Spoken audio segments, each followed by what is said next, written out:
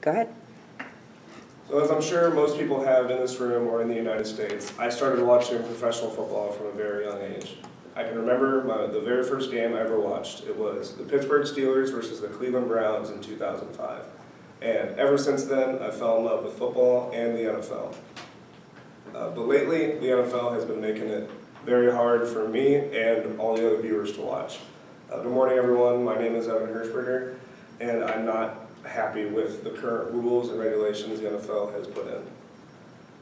For one, the new rule that you are allowed to review pass interference calls is flawed. They don't reverse the calls at all, and it is frustrating fans. The new rules are taking some of the violence out of the game that fans love and attracts them to come watch football. And lastly, the defensive players are being put at a severe disadvantage against the offensive players because they are penalized more heavily than offensive players for some of the same fouls committed.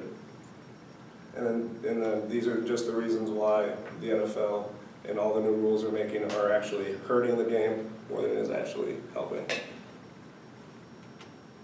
So as I stated earlier, the new pass interference rule allows the referees, actually allows the coaches to challenge a pass interference call.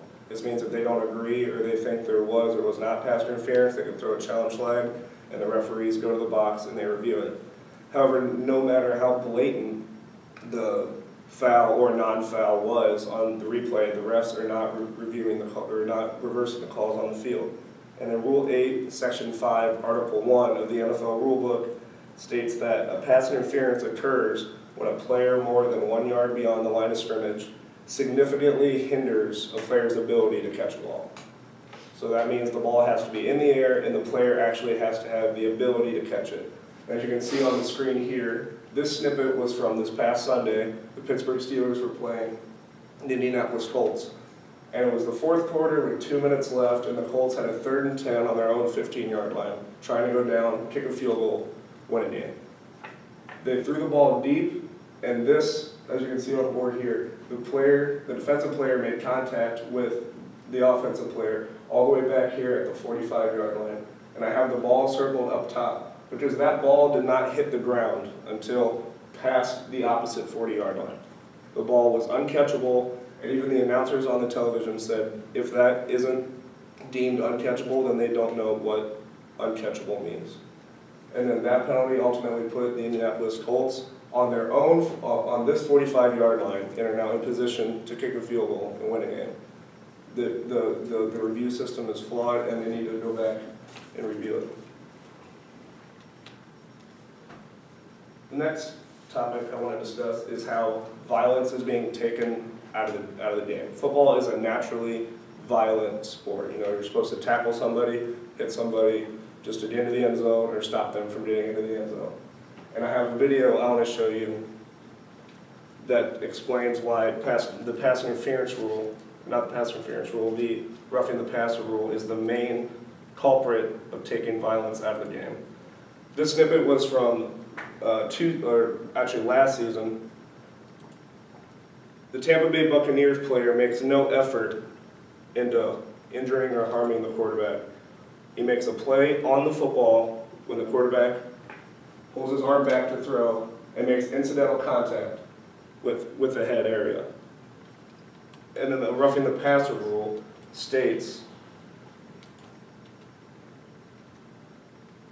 where Rule 12, Section 2, Article 9 states that the passer in a defenseless position cannot have unnecessary or blatant contact to the head or neck area.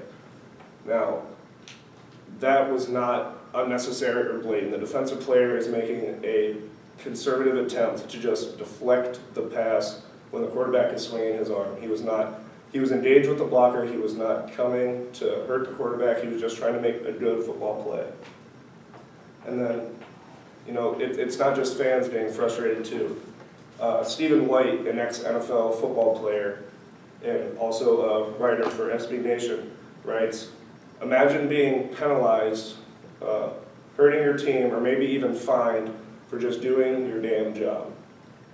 That is what today's NFL's pass rushers and defenders have to worry about when they make textbook tackles.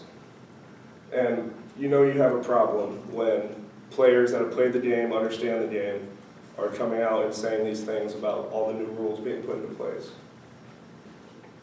And then that leads into my next topic on defensive players being at a disadvantage because they're being penalized stiffer for, you know, making good, solid football plays.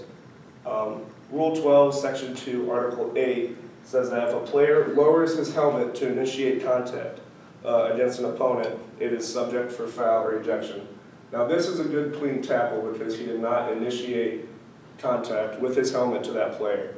But if he was even slightly more to his left and made initial contact with that helmet, that's a penalty. No matter where he hits him, in the knees, the chest, it's a penalty.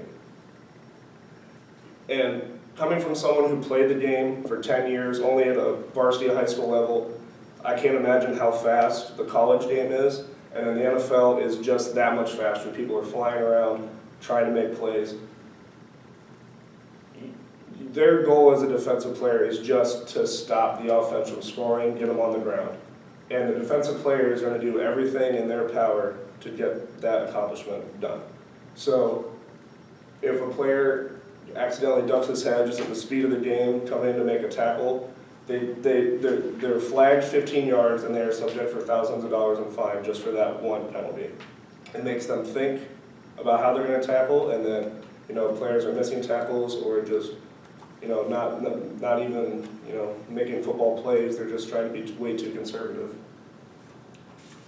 So the NFL is always trying to improve the game and make the game safer for the players, and I'm all for that. I'm all for player safety. You know, I don't want to see anyone get hurt because I played the game, I understand it, and I always hated to see players leave because, you know, they're out there sacrificing their bodies for the game they love. But all these new rules are just taking a lot away from the game. The pass interference rule is frustrating fans because they don't know why it's not getting overturned. The rules are taking the violence out of the game, which attracts most of the fans and attracts players to come play the game. And then lastly, the defensive players are being put at a severe disadvantage because they're not able to make football plays at the speed that they're trying to play the game. The NFL rules are hurting the NFL more than it is helping them. And if, you know, they're not addressed sometime soon, you know, 2 years from now, who knows what the outrage towards the NFL could possibly turn into.